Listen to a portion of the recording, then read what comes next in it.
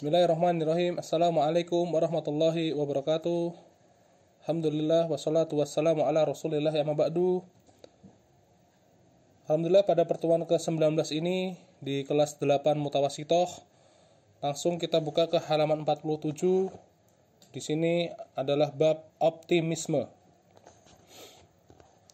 Di antara karakter orang yang beriman adalah at-tafa'ul atau optimis, sehingga mereka mampu menatap masa depan dengan penuh semangat dan berbaik sangka atau husnudon kepada Allah Subhanahu wa Ta'ala.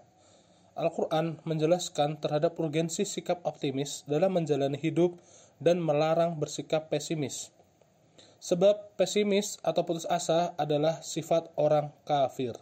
Allah Subhanahu wa Ta'ala berfirman, Bismillahirrahmanirrahim.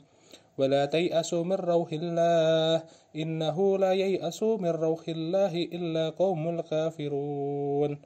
Yang artinya, dan jangan kamu berputus asa dari rahmat Allah. Sesungguhnya yang berputus asa dari rahmat Allah hanyalah orang-orang yang kafir. Quran Surat Yusuf ayat 87.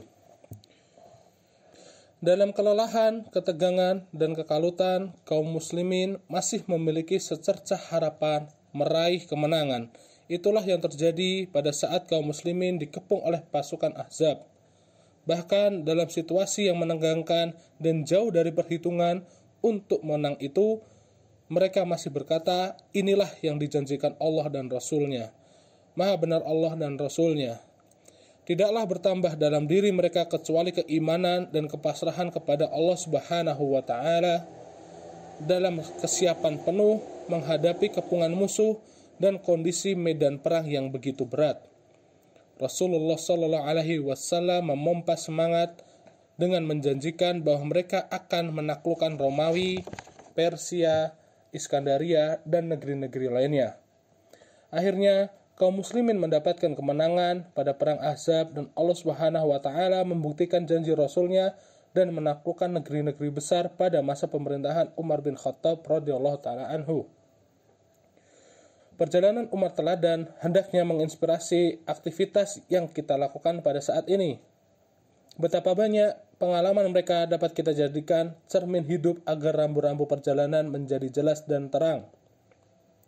Seperti jelasnya perjalanan generasi terbaik dalam sejarah umat ini, sehingga mereka mendapatkan harapan di dunia dan akhirat tanpa takut kerugian sedikit pun.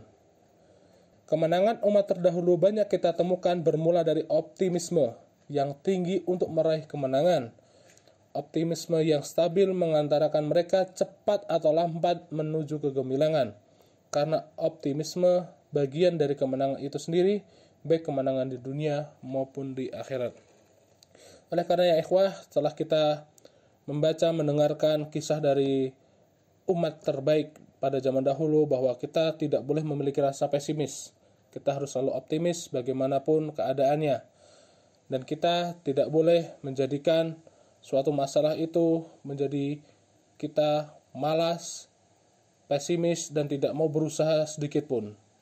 Ingat bahwasanya Allah Subhanahu wa Ta'ala telah menjanjikan kepada Rasulullah juga, kepada seluruh umat Islam, bahwa kalau kita optimis, kita bakal bisa mencapai kemenangan di dunia maupun di akhirat.